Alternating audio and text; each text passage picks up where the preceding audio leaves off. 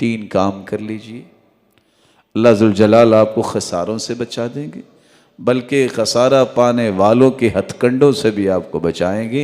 آپ دنیا اور آخرت میں فوائد و ثمرات ہی سمیٹیں گے۔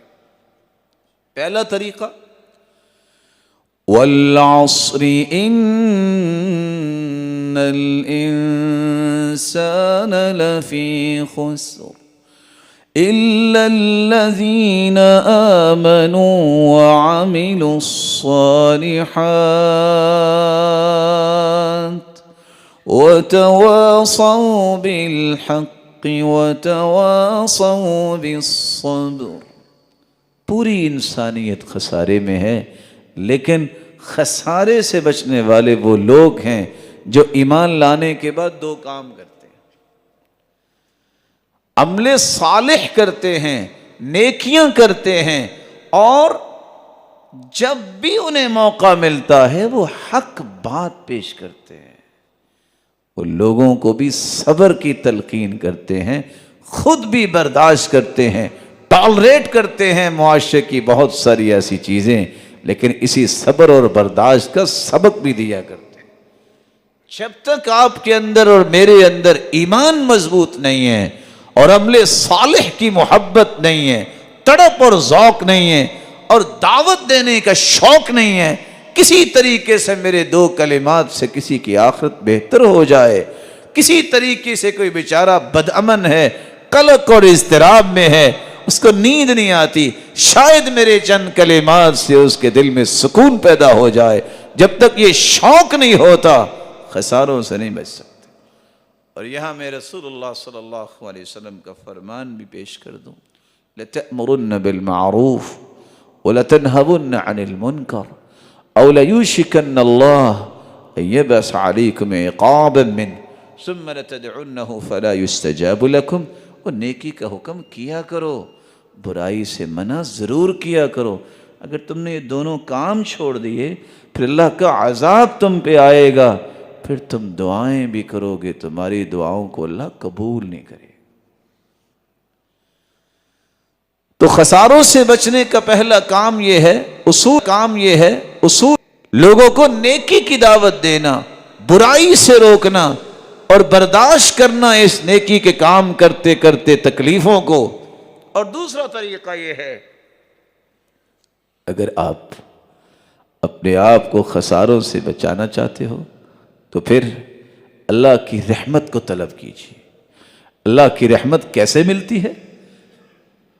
وَلَوْلَا فَضْلُ اللَّهِ عَلَيْكُمْ وَرَحْمَتُهُ لَكُنْتُمْ مِنَ الْخَاسِرِينَ۔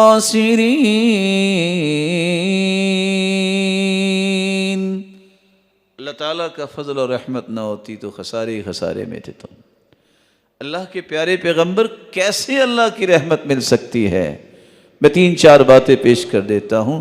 قرآن پڑھنے سے رحمت ملتی ہے، سنت پہ عمل کرنے سے رحمت ملتی ہے، کسی پر رحم کرنے سے رحمت ملتی ہے۔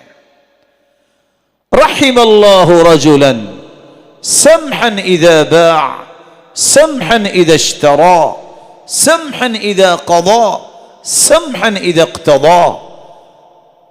رحمت کا مستحق وہ بھی بنتا ہے چیز بیچتے وقت بھی نرمی سے بیچتا ہے، خریدتے وقت بھی نرمی سے خریدتا ہے، تقاضا کرتے وقت بھی نرمی سے تقاضا کرتا ہے، فیصلہ دیتے وقت بھی نرمی سے فیصلہ دیتا ہے۔ اللہ اسے بھی رحمت عطا کرتا ہے۔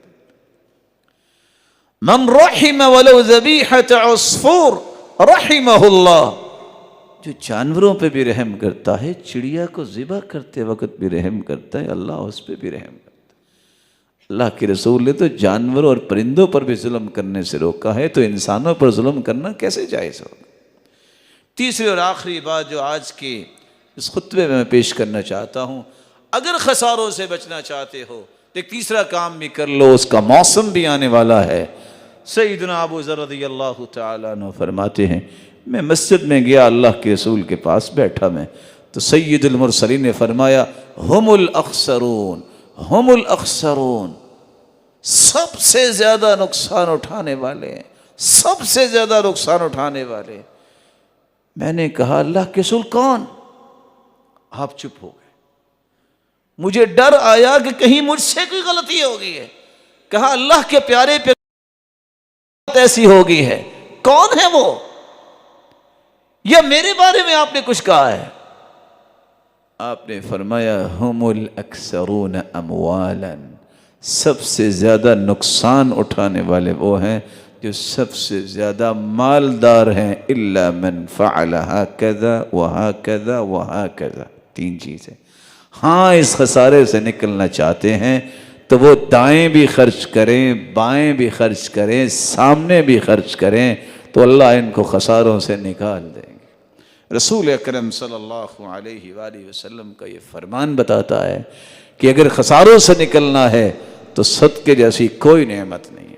یہ خسارہ کیا، انسان کو فتنوں سے بھی صدقہ دور کرتا ہے، جسمانی بیماریاں بھی ختم کرتا ہے، روحانی بیماریاں بھی ختم کرتا ہے، معاشرتی بیماریاں بھی ختم کرتا ہے، گناہوں کو بھی معاف کرتا ہے. اس طرح گناہ مٹ جاتے ہیں. الصدقۃ تطفئ الخطیئہ کما یطفئ الماء النار.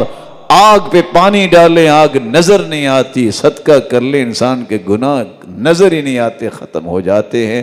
اور صرف دنیا نہیں، قبر میں چلا جائے گا. ان الصدقہ لتطفئ عن اہلها حر القبور.